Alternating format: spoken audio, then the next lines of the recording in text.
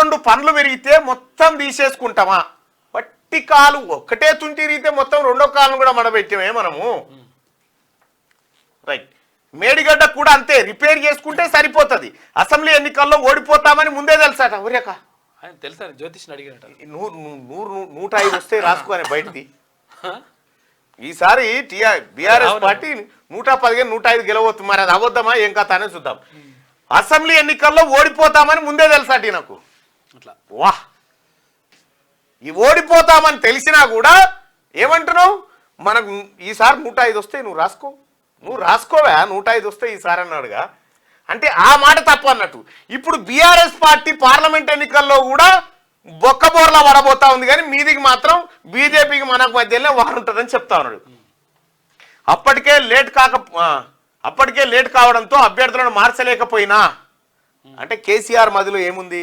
అభ్యర్థులను మారిస్తే అప్పటికే లేట్ కావడంతో, అప్పటికే లేట్ అయిందట. ఎన్నికలకు 3 నెలల ముందు అభ్యర్థులను ప్రకటించి లేట్ అయిందట. ఇంకా అభ్యర్థులను మార్చలేకపోయినా అని చెప్తా ఉన్నాడు. మార్చాల్సింది అభ్యర్థులను కాదు కేసీఆర్, నిన్ను మార్చాలి. ఫస్ట్ నీ మైండ్ మార్చాలి. నీ కుటుంబము ఒక మోనార్కు లెక్క తయారైపోయి తెలంగాణ రాష్ట్ర సంపదను కొల్లగొట్టిన కుటుంబం ఇది. అసలు మీ కేసీఆర్ ముఖం చూసే ఓట్లేలే. కింద ఉన్నటువంటి క్యాడర్ వాళ్ళని సరి చేసుకుంటూ బురి చేసుకుంటే అట్లా కదా అవలా ఇట్లా బతకంటే అట్లా నీకు లేదు కదా. ఇక అసెంబ్లీ ఎన్నికల్లో ఓడిపోతామని కేసీఆర్కు ముందే తెలుసట. ఒక్కసారి ఆ తెలిసిన సంగతి ఒకసారి మనం కూడా చూద్దాం. ఇక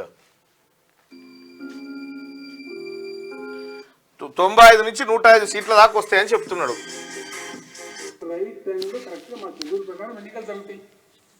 ప్రతిసారి పిడుకు పెళ్లికి ఒకటే మంత్రం ఉంటుంది. ఈసారి కూడా మంత్రం ఉంటుంది, అద్భుతమైన మంత్రం ఉంటుంది. ఇంకోటి చెప్పానండి నేను, I'm telling you the result. ఎవడో కుక్కగాలు నక్కగాలు మర్చిపోను ఎందుకు నాకు అర్థం. ఈసారి టీఆర్ఎస్ గెలవబోయే సంఖ్య 95 నుంచి 105 మధ్య ఉంటుంది. రాసుకోయ్యాను. అయిపోయానా? ఈ మాట చెప్పే ఏమాయ మరి 95 నుంచి 105 మధ్యలో ఉంటాయంటే వచ్చి 39 కడ పడే మూడో వంతు ఎవడో కుక్కగాడు నక్కగాడు చెప్పింది కాదు. రాసుకో ఈసారి రాసుకో అంటుండు. ఇట్లా అంటే అబద్ధాలు ఎంత ఈజీగా చెప్తాడు. ఇగో చూడండి, అబ్జర్వ్ చేయరి. ఈసారి టీఆర్ఎస్ గెలవబోయే సంఖ్య 95 నుంచి 105 మధ్య ఉంటుంది. రాసుకోయ్యాను. 95 to 105 మధ్య ఉంటుంది.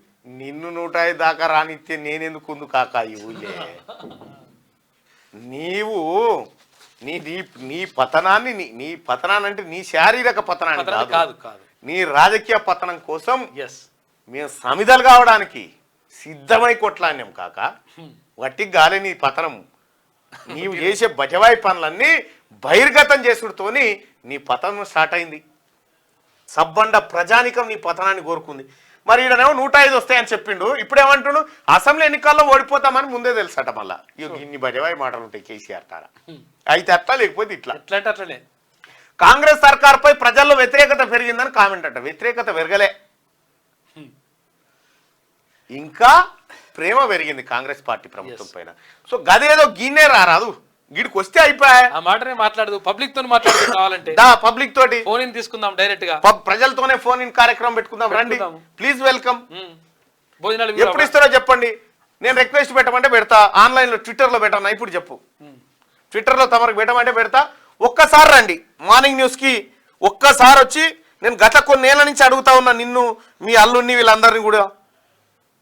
కొంచెం ఎక్కువ టైం ఇస్తా అంటే భోజనాలు కూడా ఏర్పాటు చేసేస్తాం. అవి కూడా ఉంటాయి. ఇక మీరు చేస్తా అంటారు అక్కడ పోయినప్పుడు. భోజనాలు కూడా ఏర్పాటు చేసుకుందాం. ఇక్కడే మంచిగా భోజనం చేసుకుని మాట్లాడదాం. పెద్ద ఆయన కూడా వచ్చిండు. ఏది యాటలో ఏది తింటే మంచిగా ఉంటది, కాలు తలకాయనా జబడాలట ఏంటి చెప్తా, జబడాలు గిబడాలు అంటున్నాడు ఆయన.